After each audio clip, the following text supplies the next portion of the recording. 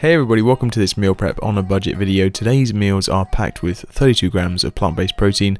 They taste great and they are very portable, so you can take these with you to work, school, wherever you need to go.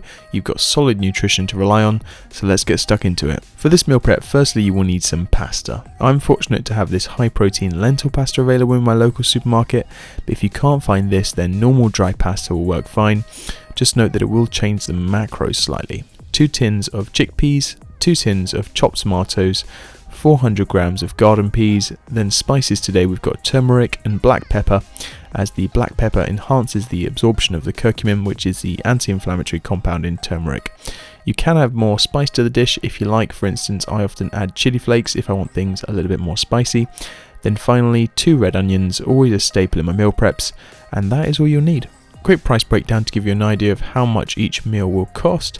£3 for the pasta, £1.10 for the chickpeas, 58p for the chopped tomatoes, 30p for the peas, and then the onions and spices work out to no more than 50p, making the total for all 4 meals £5.48, so £1.37 per meal, $1.83 or €1.57, so not bad.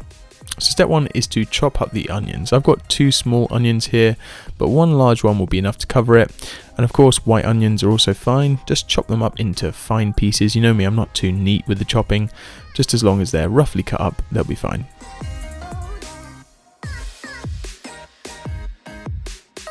Next up, place a large pan full of water on the hob, and then add the pasta like so before popping the heat on. We will also need a large wok, so slide that onto the hob as well. Here we're adding some optional spray oil. This is just 1 calorie olive oil spray. Now add the onions and mix them around whilst they cook. They won't need long, around 2 to 3 minutes, just until they start to brown, as you can see.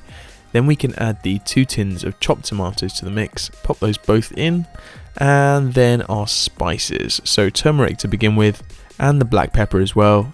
Mix everything together and let that simmer for 5 minutes, stirring occasionally. Next it's chickpea time. Add both tins here, and whilst you're at it, also add the garden peas. This is where the dish really starts to get colourful. Look at that, just all kinds of pulses.